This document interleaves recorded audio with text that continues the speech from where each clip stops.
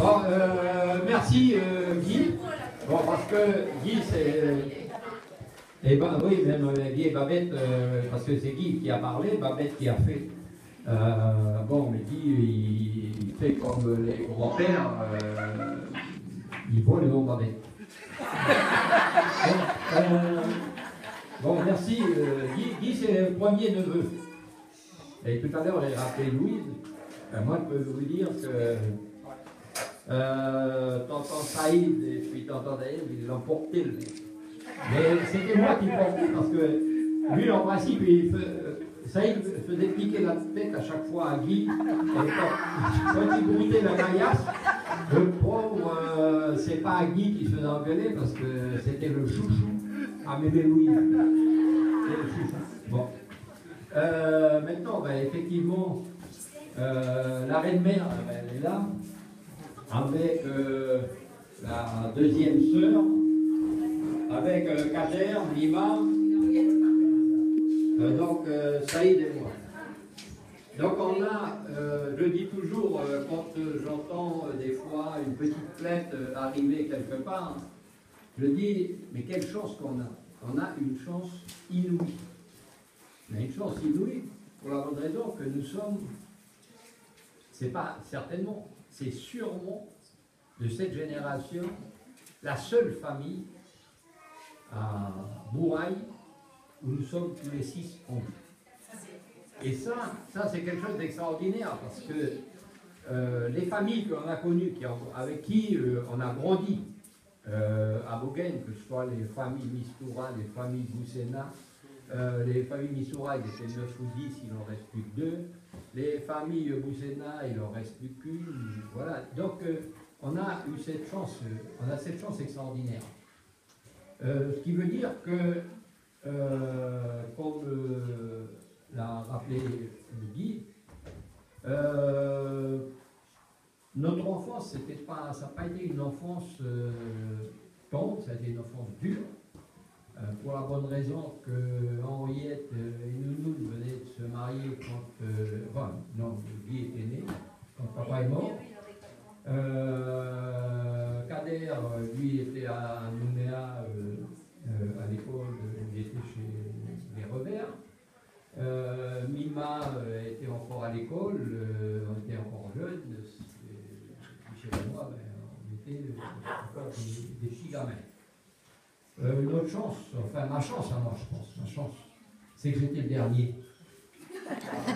Oui, mais étant le dernier, j'ai eu une chance que peut-être Mima ou Saïd n'ont pas eu, c'est que j'ai eu des sœurs qui m'ont gâté, j'ai eu un frère aîné qui a joué peut-être un peu le rôle de père, ou plutôt moins, voilà. Et donc ça fait partie de nos réussites. Et puis, tout à l'heure, on disait, Henriette avec Pierrot, Nounoun avec Milo, Mima avec Milo, eh bien, elles ont travaillé souvent comme des hommes. Et ça, ce sont des choses que la plupart ne savent pas. Et il est vrai qu'Henriette, enfin la reine-mère, ben, moi, j'ai plein de sentiments, le pauvre Pierrot. Bon, par contre, Nounoun, c'était totalement différent parce que Milo, c'était. Il était gentil comme tout, mais vraiment. Mais elle bossait, faisait tout, faisait la cuisine, faisait les gosses, gardait les neveux, et puis, moi j'ai eu la chance, quand j'étais au collège, d'être chez ma soeur. Et puis d'avoir mon frère Kader qui était fonctionnaire chez Robert, et puis d'avoir une aide, ce qui permet de réussir. Et puis Mima, elle a bossé aussi, et puis avec Milo. Alors on a toujours cru que Milo, il était le dominant. Et moi je peux vous dire qu'il n'a rien dominé du tout. Voilà, donc ça c'est les sœurs. Alors les frères, c'est assez différent. Kader a beaucoup travaillé. Voilà, Saïd, lui, pendant très longtemps, il a préféré batifoler, voilà, le boulot chez Nounoun, parce qu'il était là-bas, et puis le vélomoteur, et puis les bonnes soirées au bar, et puis tout. Et je crois que, bon, ben, puis moi, ben, mon défaut, je n'ai pas besoin de vous le dire, vous le savez. Voilà.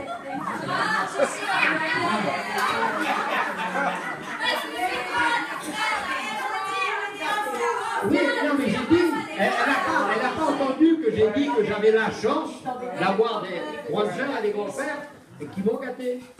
Donc ils m'ont gâté à une autre époque, attendez. Bon, voilà, écoutez les jeunes, Guy a dit tout à l'heure, il a dit ceci tout à l'heure, moi je fais partie des jeunes aussi, quand ils m'ont demandé de venir avec les frangines tout à l'heure, j'ai dit mais pas avec les vieux.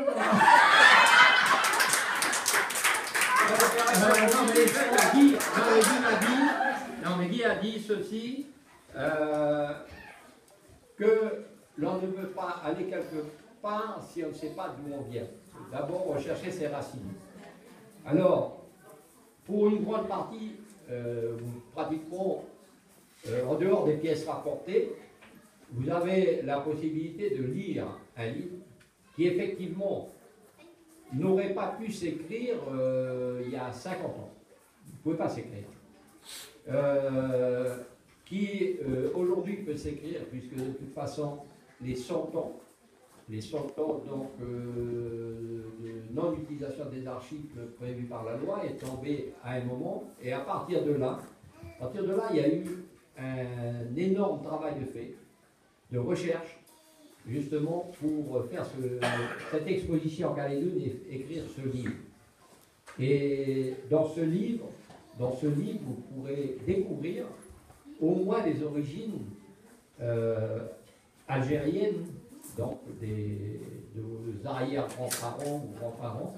Et c'est important parce que tout à l'heure, Guy a fait une allusion, il y a ceux qui sont venus libres et puis il y a ceux qui sont venus enchaînés.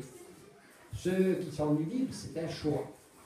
Ceux qui sont venus enchaînés et qui n'ont pas eu la possibilité de retourner d'où ils venaient, ça n'est pas un choix, c'est-à-dire c'est l'exil total, c'est un exil total. Et je crois que, bon, c'est pas parce que j'ai beaucoup participé ou travaillé à ce bouquin, mais c'est un bouquin de mémoire qui est important parce que ça nous permet de retrouver des racines. Et je crois que c'est l'important. Voilà, bon, les jeunes, travaillez, parce que vous voyez, les 7 vieux, parce que bon, Milo fait partie de la famille, bon, vous aussi, Annie, non plus. Bon, Annie aussi, ben, il y a deux Annie. C'est par le travail que nous sommes arrivés, nous n'avons pas, nous, eu d'héritage. Donc le travail, c'est important. Et puis connaître d'où on vient, c'est d'autant plus important pour savoir où on va. Voilà. Merci à mes sœurs, merci à tous nos enfants, nos petits-enfants, nos petits-neveux, nièces, donc d'être présents. Et surtout, un grand merci à Steve, qui